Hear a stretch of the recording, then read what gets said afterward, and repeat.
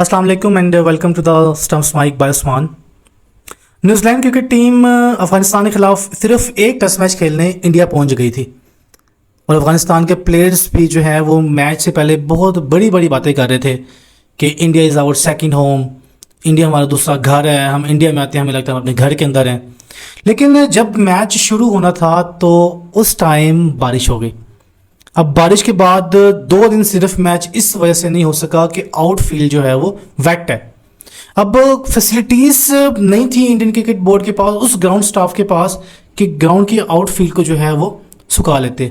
उन्होंने pedestal fans use किए, जो कि पिक्चर्स को देख के लग रहा है कि ये शायद इंडियन क्रिकेट बोर्ड नहीं है, ये शायद कोई एक लोकल क्लब का मैच है और लोकल क्लब वाले जो है ग्राउंड के आउटफील्ड को सुखाने में कोशिश कर रहे हैं।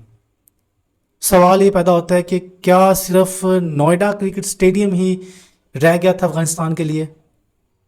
लेकिन जब बात अफगानिस्तान क्रिकेट बोर्ड के पास आई तो उनकी तरफ से एक स्टेटमेंट आया, तो उन्होंने भी इंडिया के हक में ही बयान दिया।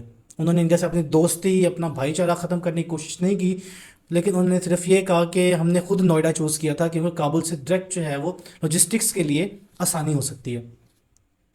लेकिन question again Indian cricket board के ऊपर आता है कि आप जब फैसिलिटीज़ प्रोवाइड नहीं कर सकते, आप जब इंटरनेशनल लेवल की जो है सहूलियात नहीं दे सकते, तो आप होस्टिंग क्यों करते हैं।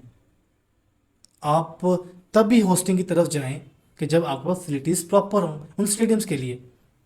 बीसीसीआई के पास जब उनकी स्टेटमेंट आई तो उन्होंने कहा था कि हमारे बाकी सारे के सारे ग्राउंड्स जो हैं वो फिल हैं क्योंकि उनके डोमेस्टिक टूर्नामेंट हो रहा है, तो जिसकी वजह से ग्राउंड्स अवेलेबल नहीं थे। उन्होंने 3 ग्राउंड के नाम दिए थे जिनमें जो है वो इन्होंने नोएडा खुद चूज़ किया था।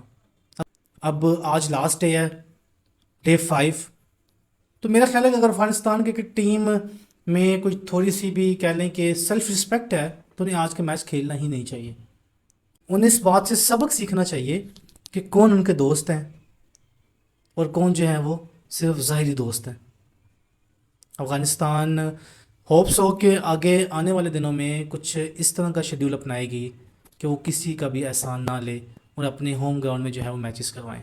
लेकिन वहाँ हालात कुछ इस तरह के नहीं हैं, तो यूएई वाली साइड पे जो है अक्सर मूव करते हैं।